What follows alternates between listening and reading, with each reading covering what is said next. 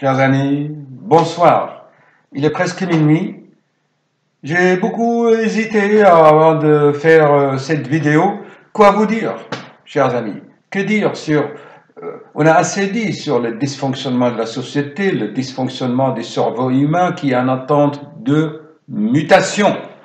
Oui, chers amis, notre cerveau est en train de changer complètement de structure.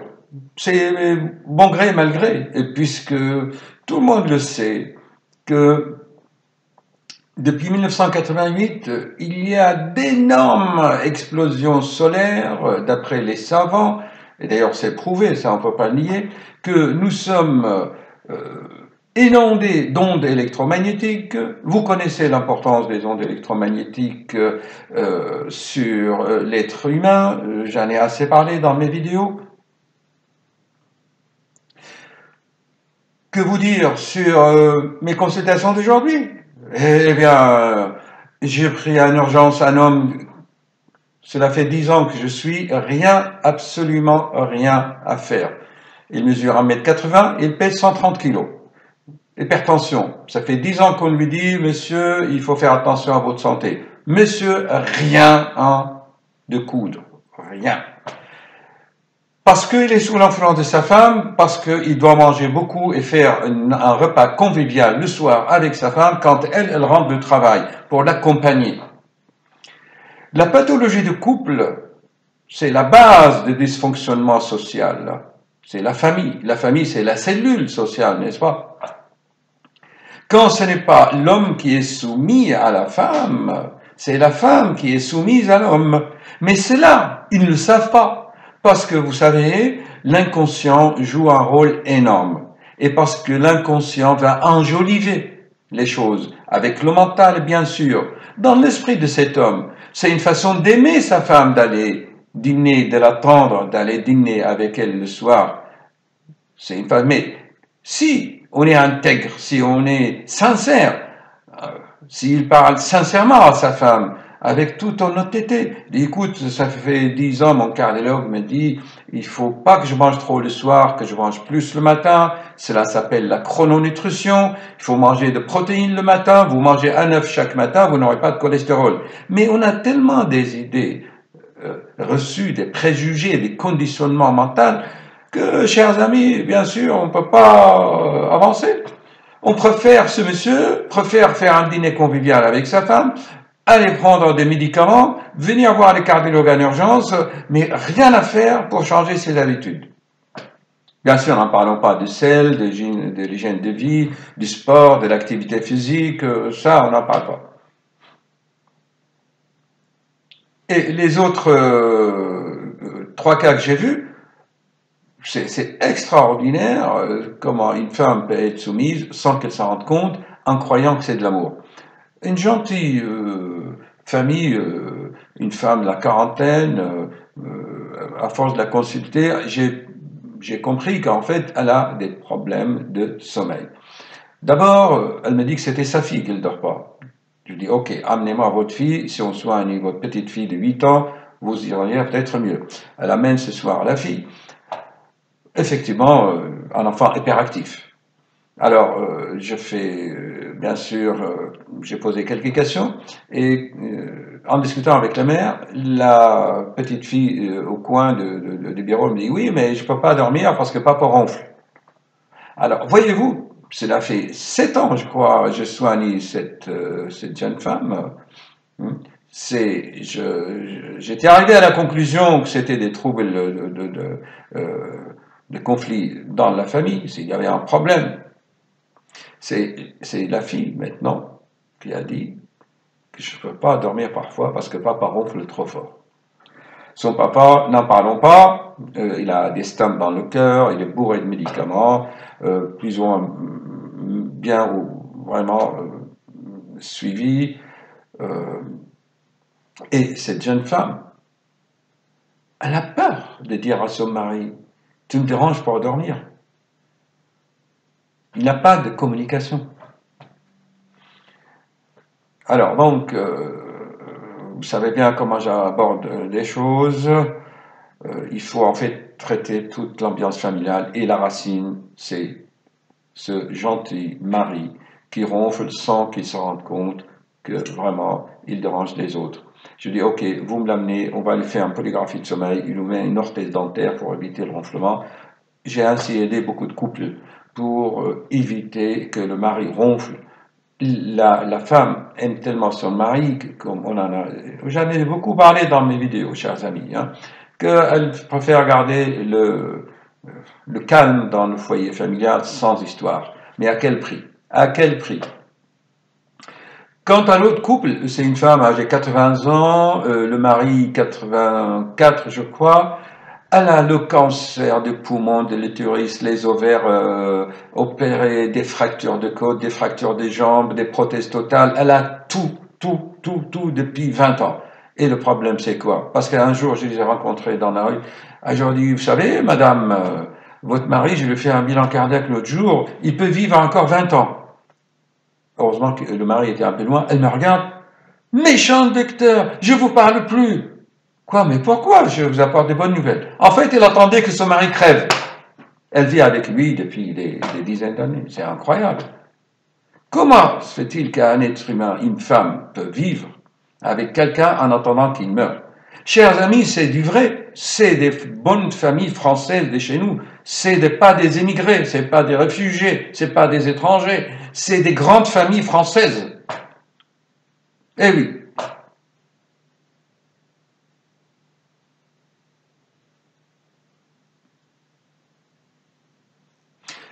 Je fais, comme je vous ai dit, des conférences, on fait des vidéos, on donne des conseils, on donne des paroles. Ça ne fonctionne pas. Ça ne fonctionne pas. J'ai beaucoup réfléchi avant de faire cette vidéo. Que vous dire? Les internautes cherchent partout, YouTube, Google, elle essaie de trouver un chemin, de trouver un conseil, de trouver des méthodes de développement personnel, de résoudre leurs problèmes. Ils cherchent des solutions. Alors que c'est tellement simple d'être intègre et d'oser dire la vérité à son conjoint. Ah, ça c'est ma chaise qui bouge. Et, et négocier et trouver des solutions ensemble. Il n'y a pas de problème. Mais comme je vous l'ai dit dans l'autre vidéo, 138, la peur, chers amis, la peur de ce que va penser l'autre. Donc je n'ose pas dire les choses. Cela aussi m'a fait de la peine. J'ai embauché une gentille étudiante, là, 18 ans. Elle a très douée, elle a eu le bac à 17 ans. Elle est allée en fac, elle voulait faire médecine. Elle a fait la première année, puis ça n'a pas marché. C'est normal. Elle a des préjugés. Elle dit non, non, première année, c'est difficile de médecine, on réussit jamais de premier coup. Je dis, moi j'ai réussi le premier coup. Il faut de la volonté, de la décision, prendre, travailler. Ah non, normalement, c'est comme ça, on ne réussit pas de la première année. Je dis, écoutez, si vous pensez que vous allez avoir un accident si vous prenez l'autoroute, ben ne prenez pas l'autoroute. Voilà, chers amis, tout est question de oser dire les choses honnêtement, sincèrement. Ne pas vivre le syndrome de Stockholm. Le syndrome de Stockholm, c'est quoi? C'est tomber amoureux de son persécuteur, de son oppresseur. Si quelque chose vous oppresse, chers amis, c'est que ce n'est pas bon pour vous. Si quelque chose ne fonctionne pas, il faut faire autrement. Il faut aller au-delà des préjugés, au-delà des conditionnements mentaux et bien sûr suivre le chemin de son cœur. Et on peut, comment savoir capter la voix du cœur? Eh bien, c'est simple, je l'ai dit souvent, élevez votre taux vibratoire pour capter votre propre intuition.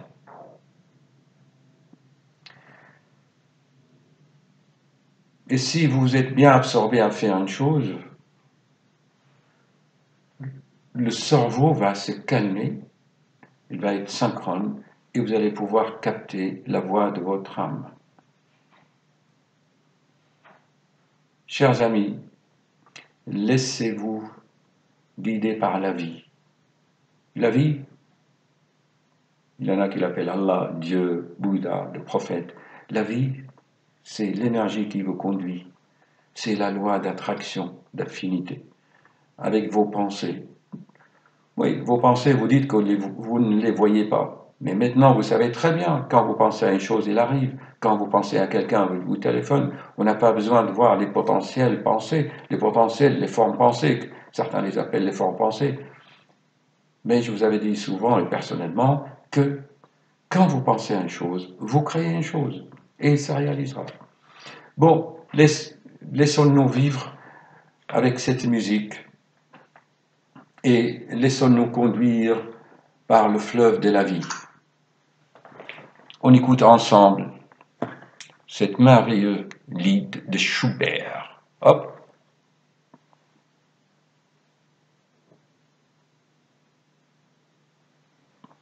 Alors, ça vient Schubert?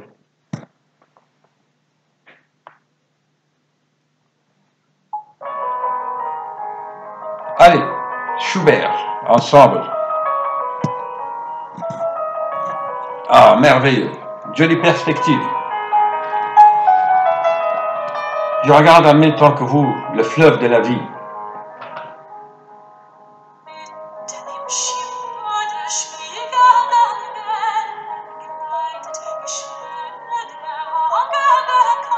Laissez-vous, lâchez prise. Lâchez prise.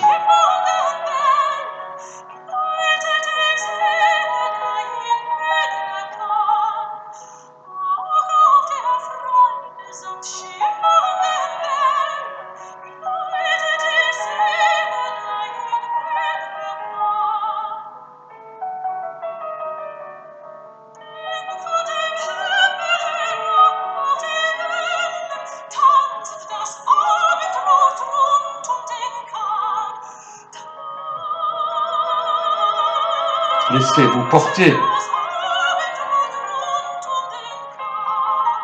Captez l'énergie en même temps. Captez l'énergie cosmique.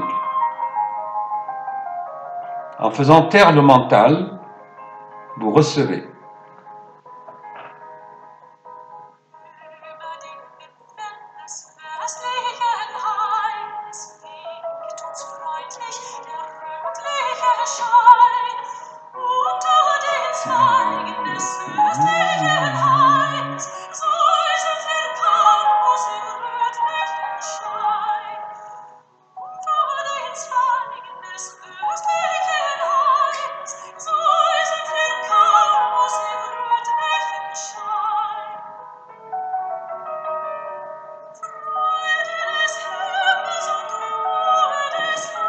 Le signe,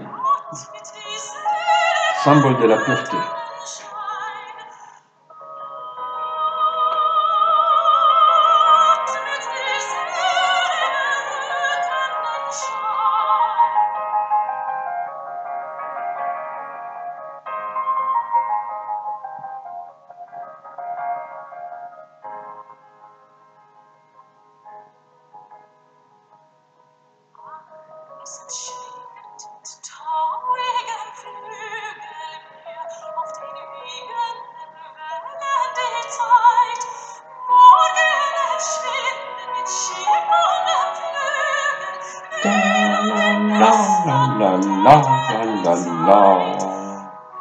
Elle est bonne notre âme.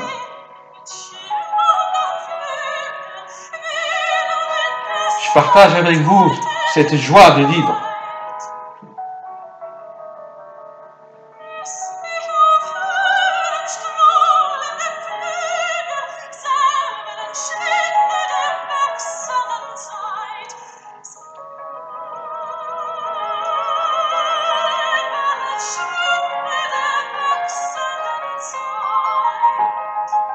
Vous voyez ces vibrations qui viennent du fond du cœur, ces vibrations qui élèvent, qui vous donnent confiance. Schubert, vraiment, c'était un grand. Ok? Bon, j'espère que ça vous a plu, chers amis. Au pire moment de votre vie, vous écoutez de la belle musique qui va vous élever vers le haut et vous changer de plan vibratoire et on avance. Il y a un proverbe ancien des pharaons d'Égypte, il dit « Souriez et la vie vous sourira ». Allez, c'est parti, à bientôt.